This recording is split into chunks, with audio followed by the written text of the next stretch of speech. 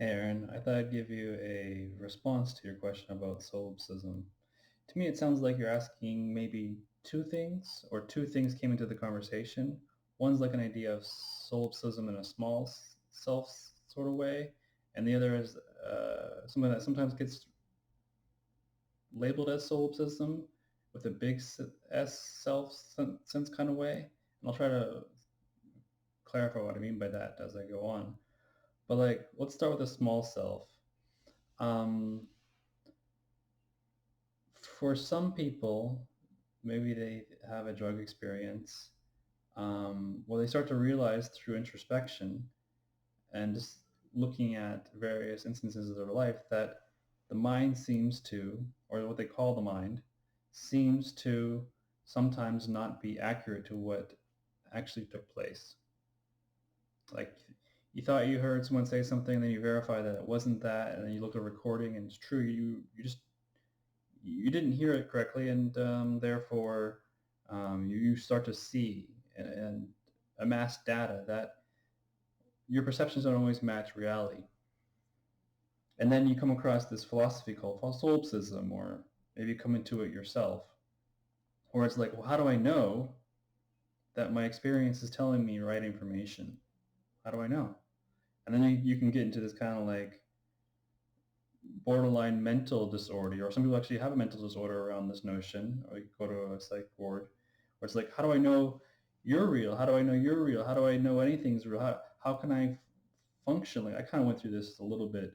It's like, how do I know anything? Like, and then this notion of solipsism can become very real. It's like, how do I know that it's just me? I'm not in some sort of room producing everything that I think is going on, and therefore people really aren't actually there. I'm just in some sort of room or jar that's creating this world, and it's not real. And you can go really far with this notion of solipsism to the extent that it's like you can feel almost deadly alone and almost sick to your stomach that reality isn't real, or could not, or could possibly not be real. And it's like, you're like, how do I know? How do I know? How do I know? And you checkmated yourself, or you found yourself checkmated in this bizarre, or no, it's no longer bizarre. It's actually real and visceral. And I've talked to a number of people about this one-on-one, on the forum, even with working with myself. And it seems as though this idea first comes, um, or it's based upon a belief sense of self to begin with. You believe that you have choice. You believe that you're somebody separate from reality happening, from the organic process of a big bang and an earth forming, and then a person, and then you think you have independency from the event. And then from that, you think that you're a separate somebody who's able to have control of creating false realities. And um, the first place to start with is questioning the idea: do you actually know that you are in control of your mind and your choices, and that this idea of separateness is actually true? Like, you probably can't prove that your fear of solipsism is true. You can maybe go, well, it could be true. Well, yeah, Smurfs flying around the universe could be true. Um, you can make up a million different things that could be true in fear, but like, you, you may notice that these are just ideas. You can't prove them. And I think one thing that freed me, and I think has freed other people that I've talked about this, is like, if you don't really know, then why even bother holding on to the idea, especially if it's causing you so much suffering? It's like, but what if? Like, well, yeah, what if? What if it's not true, and everything is love and everything is great? Why not? What if that, and fantasize about that instead of fantasizing about creating some sort of world that you're alone in and it's not real and you're just making it up. Like, You kind of see what I'm getting at? And then or loneliness that I think Leo was referring to, that comes up when you have like a big explosion into the realization that all is self in the big sense, or all is God.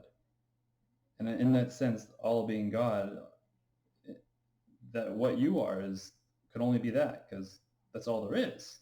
All God is all there is. And there can be a profound loneliness or bizarreness that can happen after a realization like that, and a reintegration and dealing with it in a way that is like bizarre, for lack of a better word. But at some point, it may subside, or it will subside. There's no guarantees with anything in life, but one thing I would say though is I would argue that God isn't lonely. I think loneliness comes from a notion of objects. If one object is away from other objects, then it's alone from those, or alone from other humans, or it's lonely. God not being an object, the notions of thus God being only the only thing, or the onlyness, or the only what's happening, uh, isn't a loneliness in the traditional sense. Loneliness doesn't exist in that way. Like, there needs to be objects for there to be loneliness, and God is not an object. God is everything. And in a certain sense, if you want to like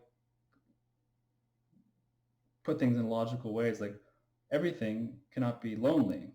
Everything is together, and together is always connected. And this is what I've come to the conclusion of, at least, that there is no loneliness in the fact that God is all there is. Again, I think loneliness requires object to be separate for there to be a loneliness, but there is no separation, and therefore there is no loneliness.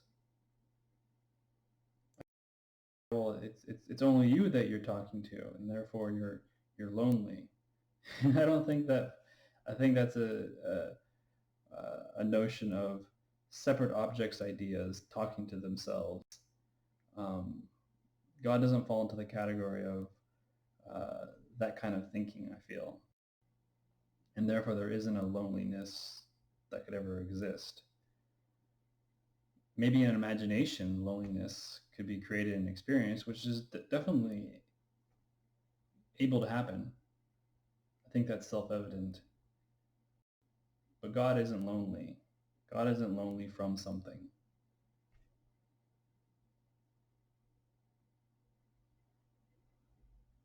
God isn't a separate object. Yeah, that's a lot to say, but I hope it kind of gives you a possible answer or perspective to then work with from where you're at. All right.